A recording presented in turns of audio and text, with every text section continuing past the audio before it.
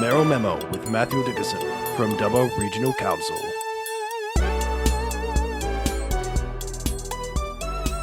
And it's a good morning to the Mayor of Dubbo Regional Council, Mathew Dickerson. Good morning, Rod. Great to be chatting to you. Now, that's a bit of an anniversary for you today.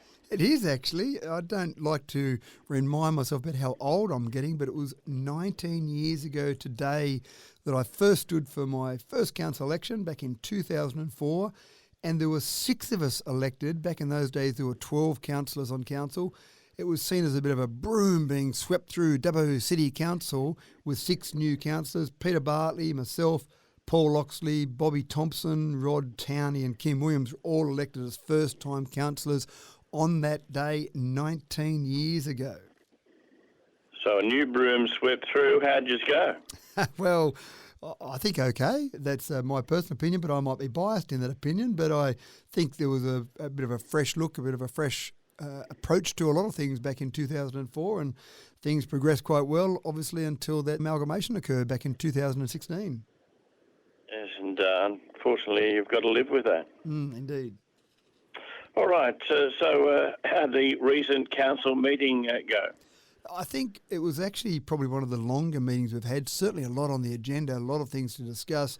The first thing that popped up was something that we have talked about before, about an idea of possibly moving the council chambers. We've got maybe 150 square metres of office space for our council chambers, and that sits there idle all month, and it's used twice a month, maybe for 3 hours a month. So it's not an area that's well utilised in terms of a best economic use of that particular space.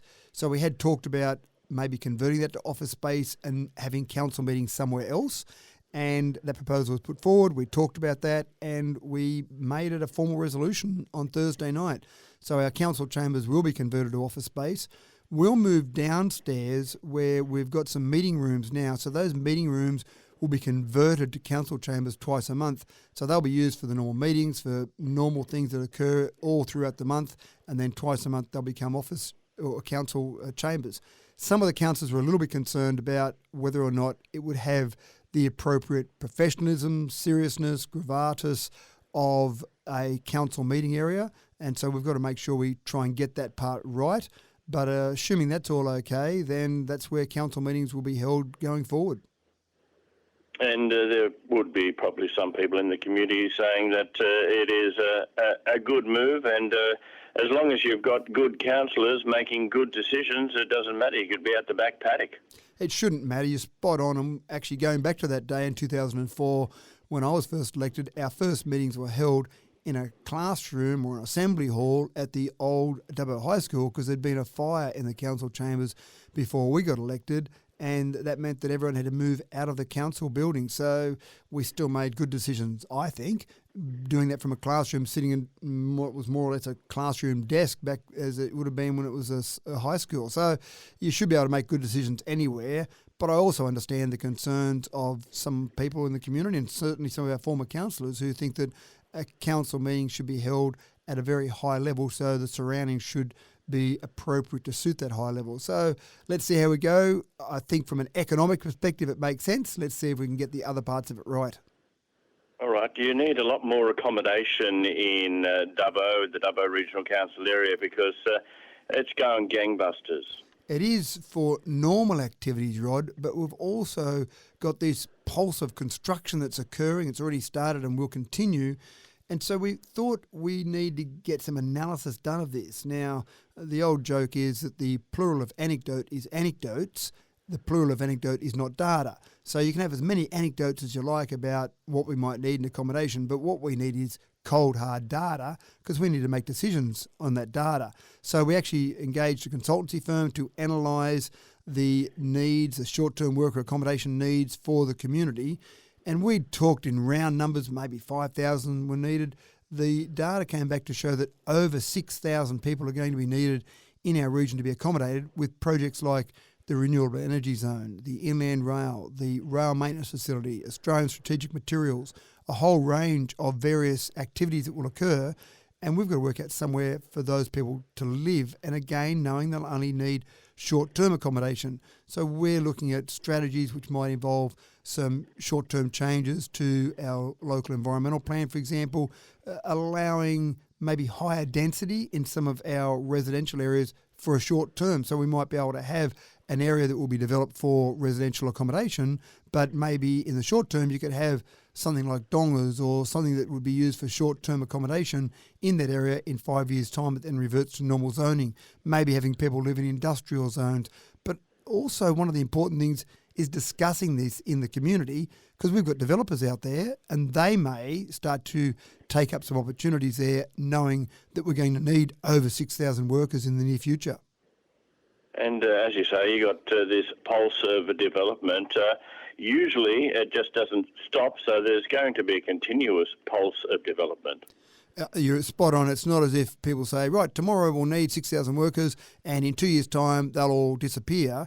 There are a variety of projects and they'll be at a variety of levels or different stages, and those projects might need 1,000 workers at one project at its peak, but it will taper off. So you're right, it will be this continual process of building up and decreasing for all those different projects. And the great thing about that is they are different projects, which means that they will be coming and going, so that accommodation will be able to be used in different ways. Well, let's just get some built. That'd be fabulous. Now, you've had a bit of a discussion in council in regards to charges for airlines at the airport.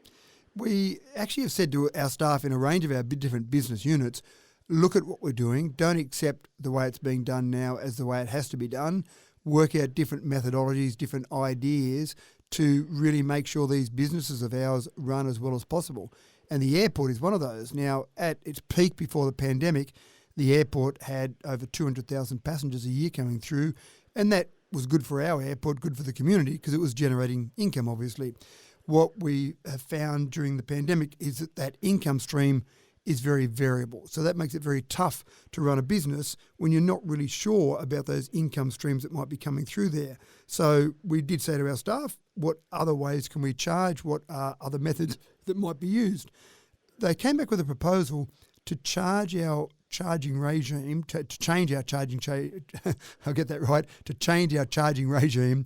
Instead of just being a per passenger fee, which is what most airports charge, do a combination of a maximum takeoff weight for the aircraft as well as an individual passenger fee.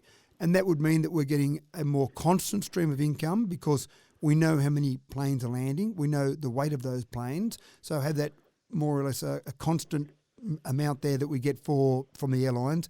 And then the passenger fee is a lower fee, but it's a variable fee. And so we discussed that, debated that at length at our council meeting. In the end, councillors decided that with the upheaval that the airlines have been through with the pandemic, this probably wasn't the right time to change our regime. We will look at that further in the future, but for the moment, stick with a per passenger fee and again, look at how we might change that charging in the future. All right, something to be looked at again. Now, wind farms, some funds have gone out to the community from that organisation. Yeah, from the Badengra wind farm, one of the great things about a wind farm when it's built in your community is that the local farmer who has that wind farm built on his property gets some ongoing income from the lease of the space for that. But there's also part of the planning agreement that says that a certain amount must be paid in a community benefit fund. One thing that no one's ever been able to explain to me up to this date, Rod, and I'm happy to hear a good explanation from anyone, is that if you put a solar farm in or a battery, you don't need to pay a community benefit fund. But if you put a solar farm in, a compulsory part of the consent is you must pay a community benefit fund. This community benefit fund at the moment for Badengra is $85,000 a year. Obviously, that's indexed.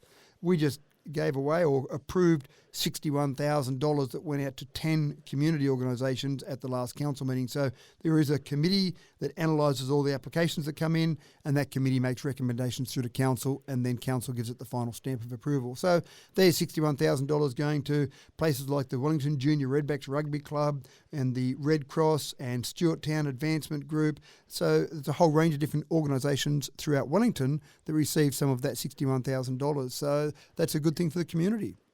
Yep, good for Wellington. Lovely town, Wellington.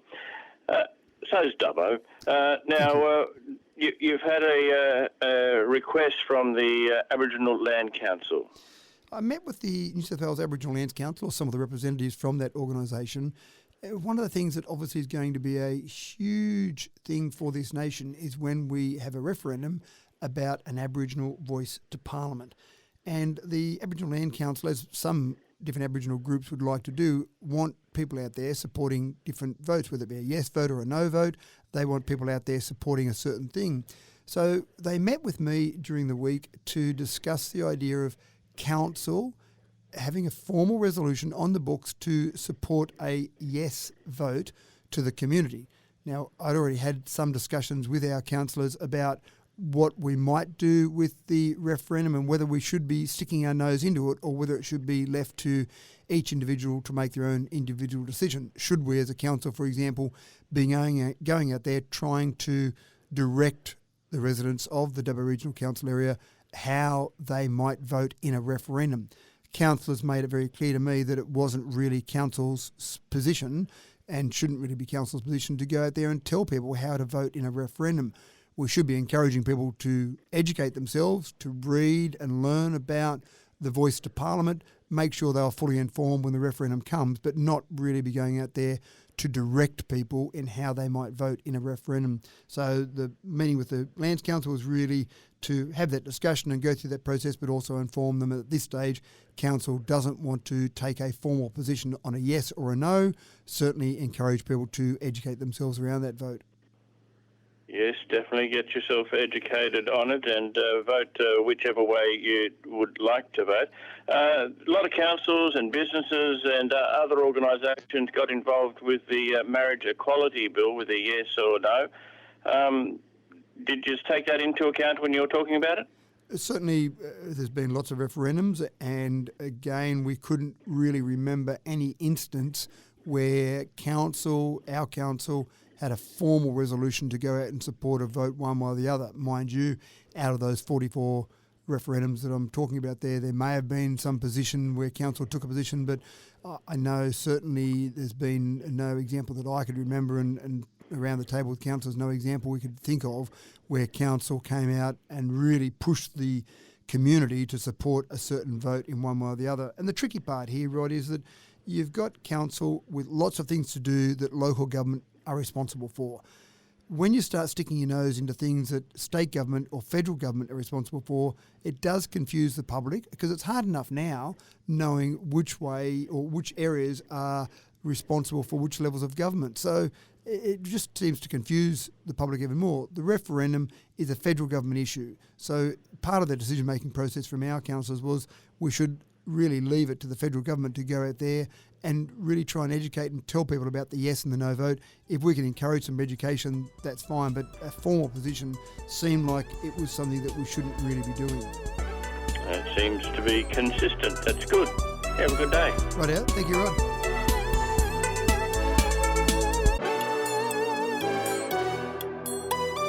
Mayoral Memo with Mathew Dickerson from Dubbo Regional Council.